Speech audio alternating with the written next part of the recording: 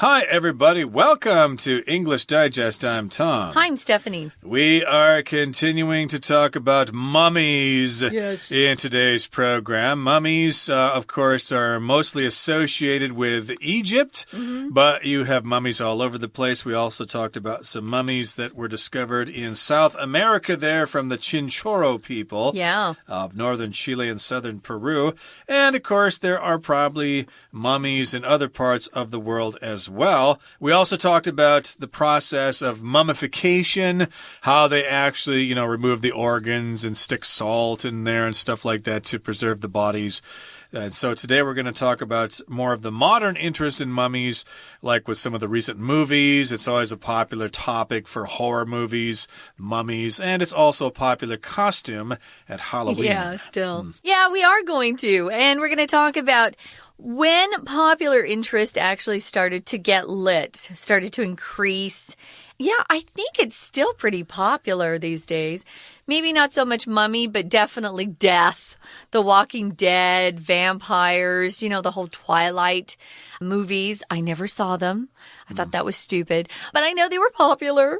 Yeah, all of that stuff about, the unknown is very, very intriguing to many people. We're going to read through today's lesson first, and then we'll be back to talk about some of these terms.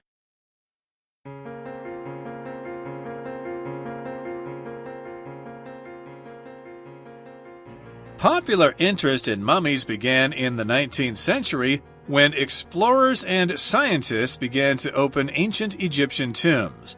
Several novels were written about mummies and the spooky legends that grew around them, including The Jewel of Seven Stars by Dracula author Bram Stoker.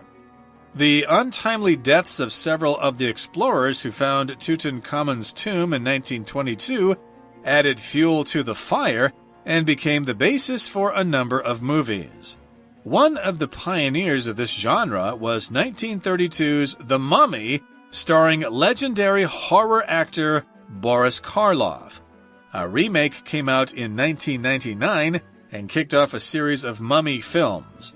Tom Cruise starred in another version in 2017, showing that moviegoers still have plenty of interest in mummies. A common theme in mummy movies is a curse that affects those who disturb the dead's eternal rest, which originates with the Tutankhamun legend. Another is the image of the scarab, or dung beetle. The god Khepri, who was believed to make the sun move, took the form of this insect. At various times in ancient Egypt, pieces of scarab jewelry were placed in mummies' tombs. Egyptian priests cast spells on these scarabs so they would whisper good advice to the soul during its judgment by the gods and thus ensure a favorable outcome. In all these movies, the mummified corpse comes to life, sometimes to kill and terrify people, sometimes to search for a lost love. The image of a mummy as a scary creature wrapped in bandages has also been used in board games and video games, and is a popular costume choice for Halloween. As aspects of ancient Egyptian culture and instantly recognizable monsters, mummies continue to fascinate.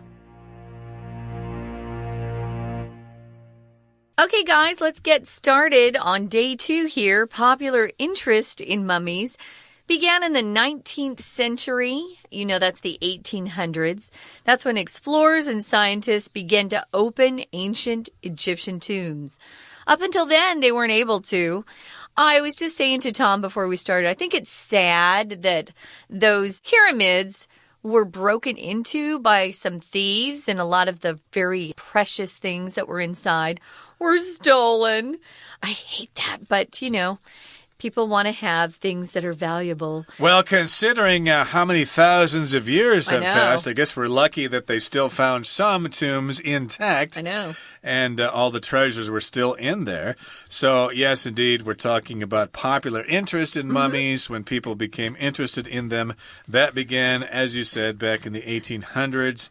And that's when explorers and scientists began to open those tombs in Egypt. Several novels were written about mummies and the spooky legends that grew around them, including The Jewel of 7 Stars by Dracula author Bram Stoker. So yes, once they saw those mummies coming out of those tombs, we had some writers think, hey, let's come up with some scary stories about these mummies here.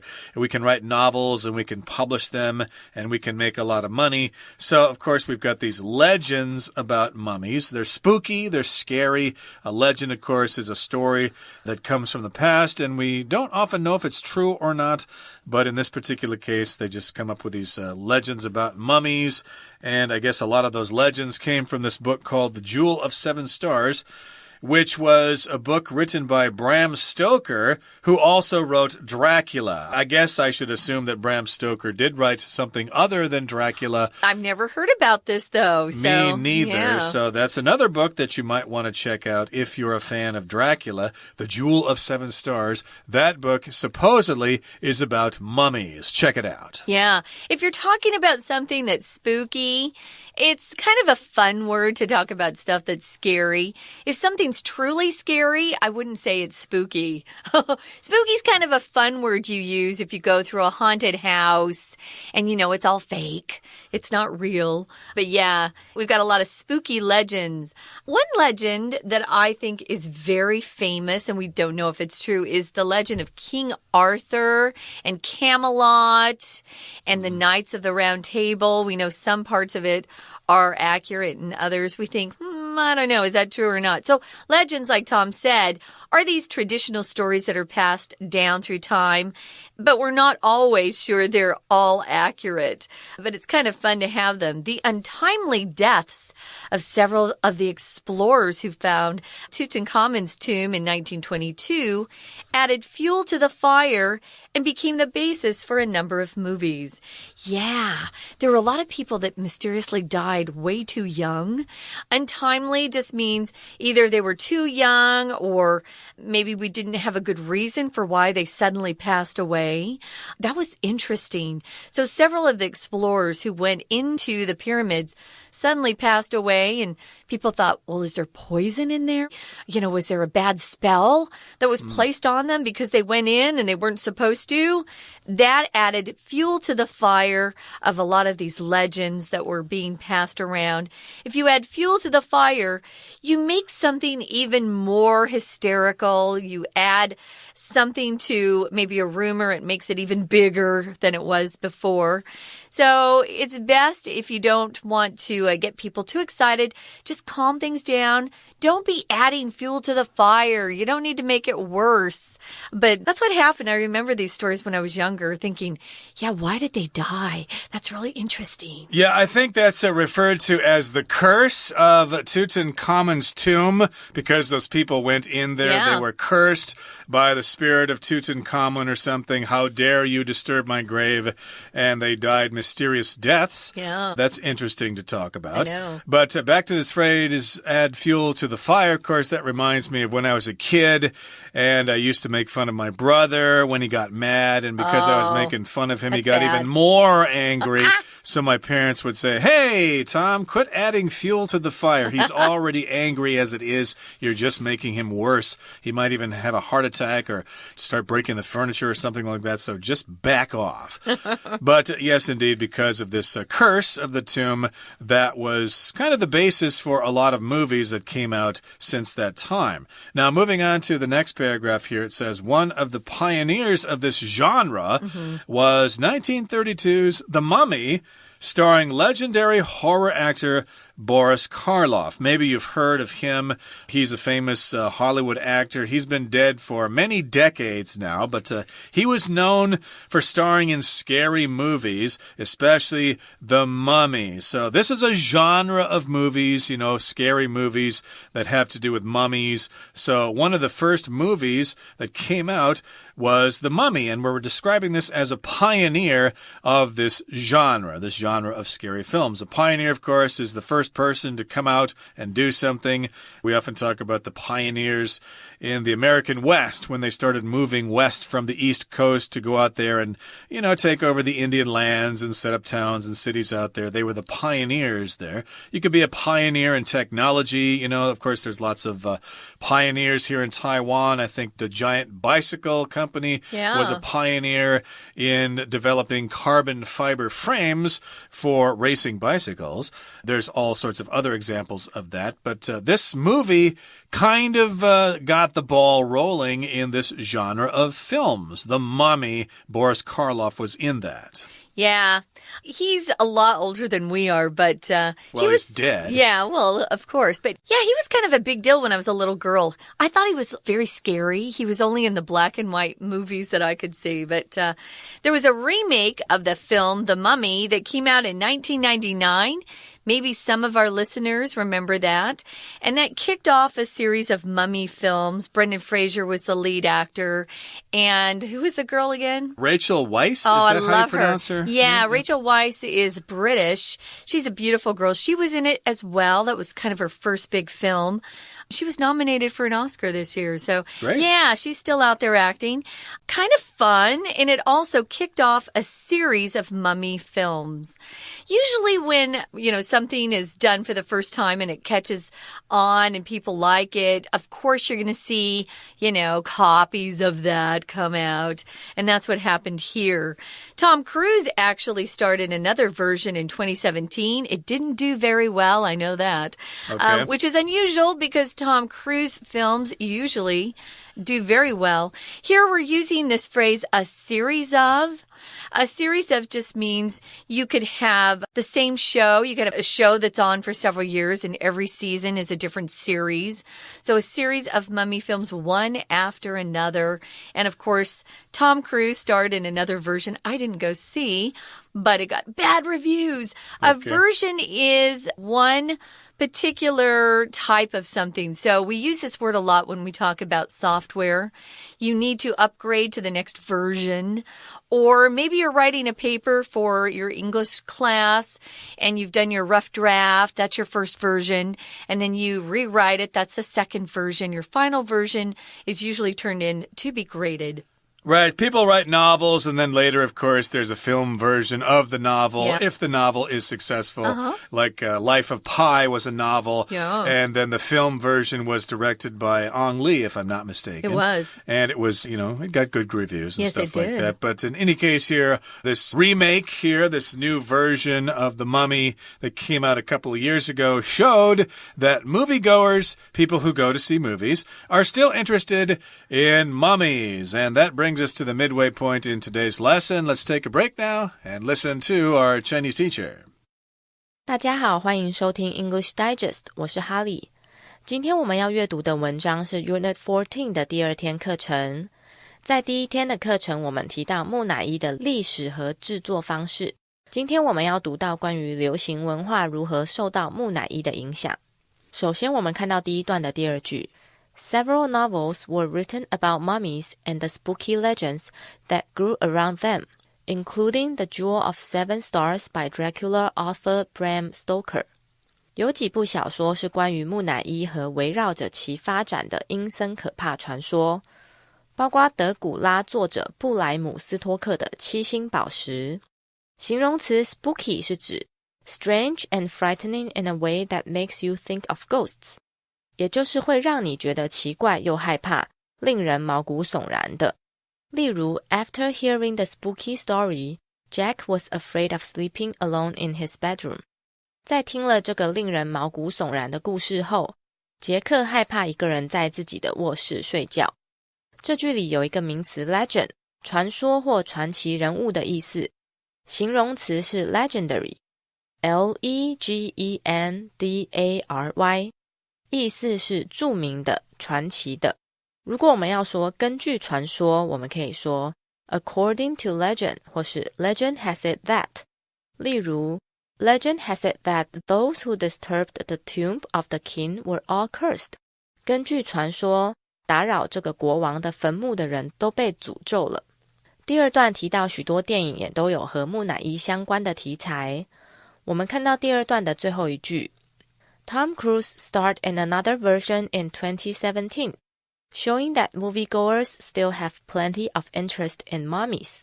汤姆·克鲁斯在西元2017年主演了另一个版本，显示出影迷对木乃伊人有很大的兴趣。片语 plenty of 是指大量的，其后可接复数名词或不可数名词。例如 There is plenty of food at Polly's birthday party. 波莉的生日派对上有很多食物。There are plenty of ways to solve this problem. 有很多方式可以解决这个问题。A large number of 也可以指大量的，但后面只能接复数名词。例如 A large number of people are lined up outside the store to wait for it to open. 很多人在这家店外面排队等待它开门。A large amount of 也可以表示大量的，但后面会接不可数名词。例如 Steve was very thirsty and drank a large amount of water. 史蒂夫很渴，喝了很多水。We're going to take a quick break. Stay tuned. We'll be right back.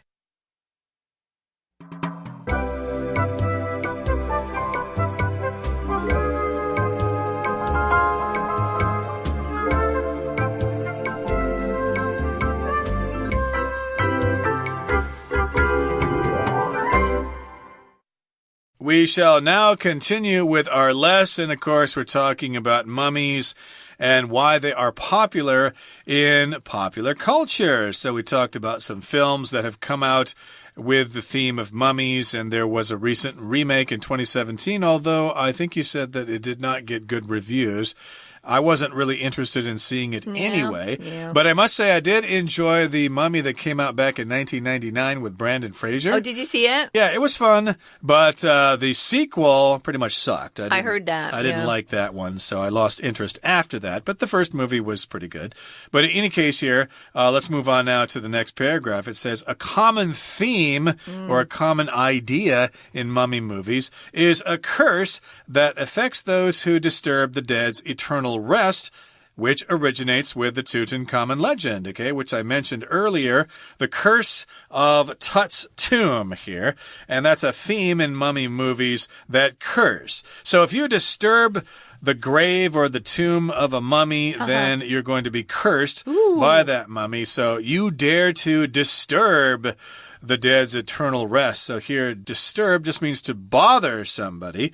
This is a common sign in hotels. If you've checked into the room and you still want to sleep, you put a sign outside, please do not disturb. So the maid or whatever won't come into the room to change the sheets or whatever. They'll leave you alone. They'll let you sleep. So do not disturb.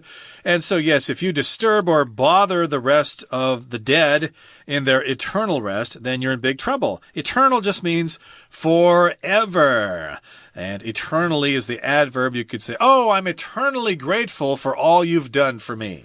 Or the noun here is eternity. Yeah, so a lot of people think that the afterlife is, eternity. It goes on and on forever. Yeah, I've heard this. You don't want to disturb the dead's eternal rest. And it originates, or this is where it actually started. This is where it began, was with the Tutankhamun legend. So another is the image of the scarab or dung beetle. Wow. You can look this up. There's a lot about the scarab or dung beetle. Doesn't dung mean poop? It does. Yeah. Dung. Cow dung. What's brown and sounds like a bell?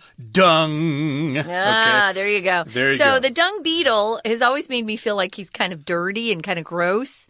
Maybe he lives out in poop. I don't know. There's also the god Khepri, who is believed to make the sun move, who took the form of this insect. Now, in our day one program, we talked about how some of these Egyptians believed that gods could actually take the form of an animal.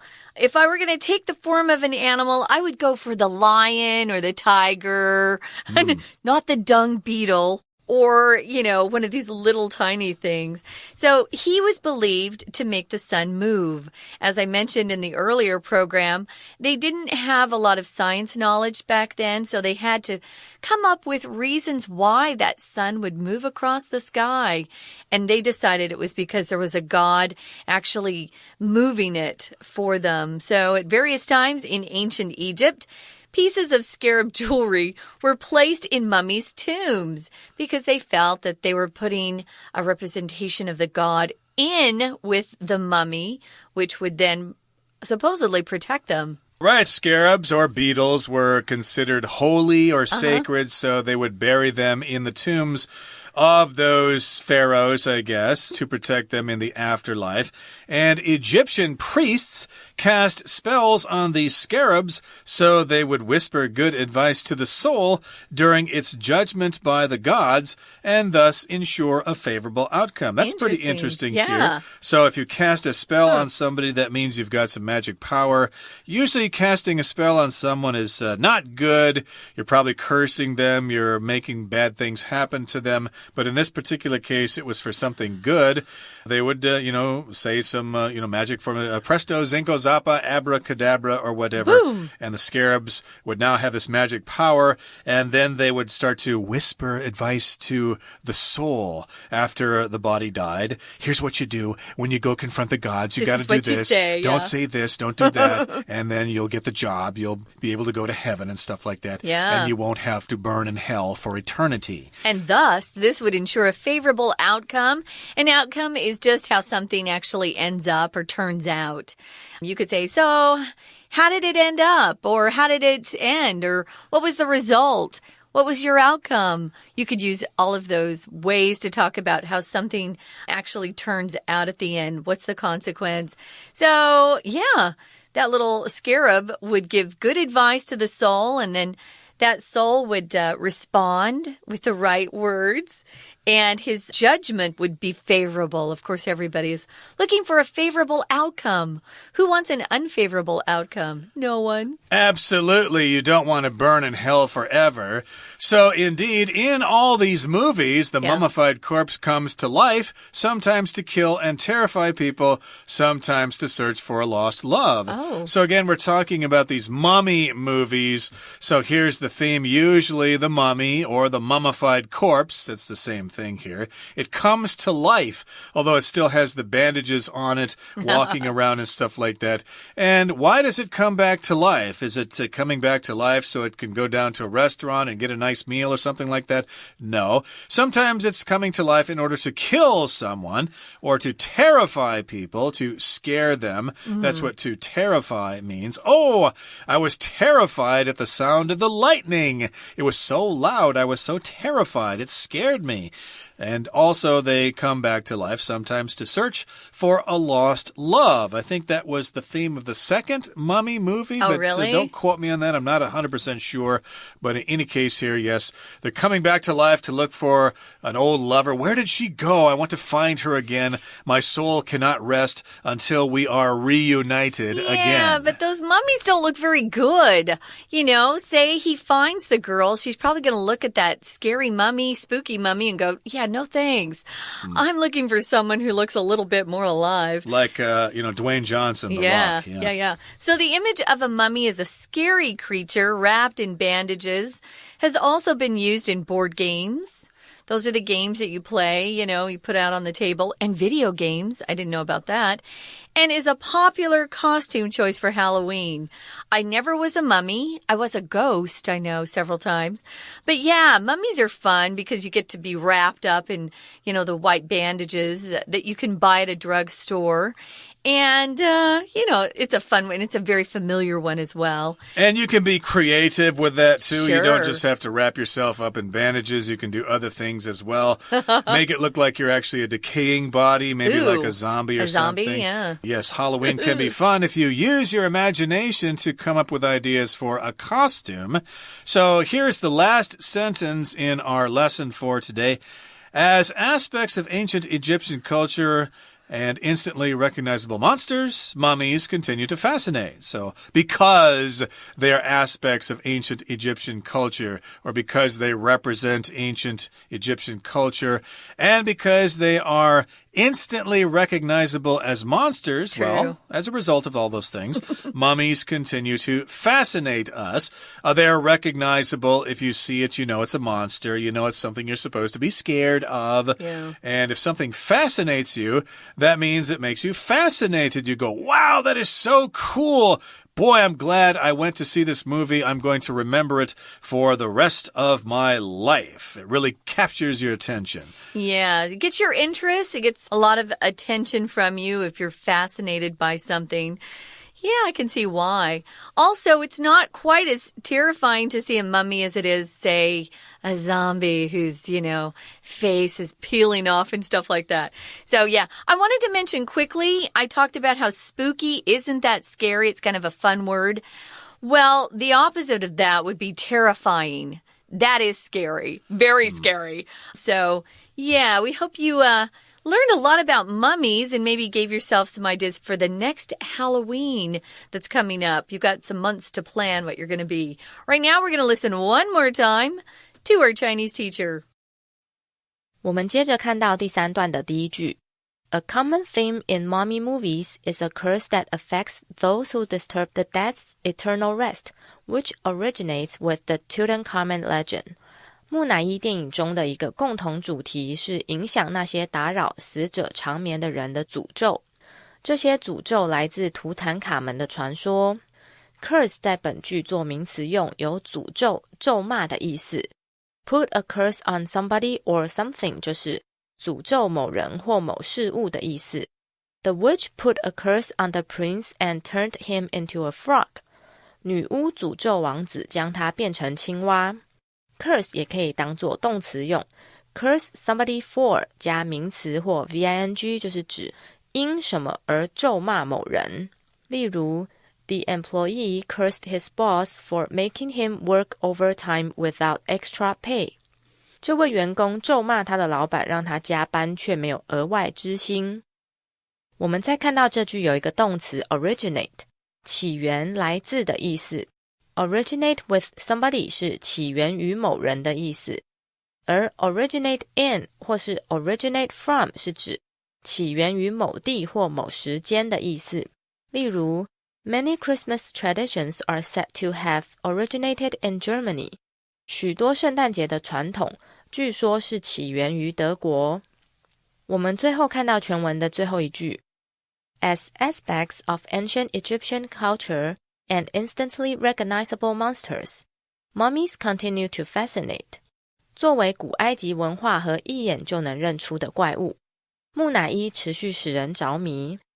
动词 fascinate 是指有吸引力、使着迷的意思。Be fascinated by 或 be fascinated with somebody or something 就是指对什么着迷。例如 When the contestant started to sing,All the judges were fascinated by her voice. 当这位参赛者开始唱歌时，所有的评审都被她的歌声迷住了。Fascinate 的形容词为 fascinating， 意思是迷人的、极好的。例如 Johnny's travel plan sounds fascinating, and we can't wait to start the trip. 强尼的旅游计划听起来好极了，我们等不及要去旅行。以上就是今天的课程，谢谢大家收听。Okay, that brings us to the end of our lesson for today. We hope you learned a thing or two about mummies. I know I did. And make sure you join us again next time for another edition of our program when we both can learn some new things together. From all of us here at English Digest, I'm Tom. I'm Stephanie. Goodbye. See ya.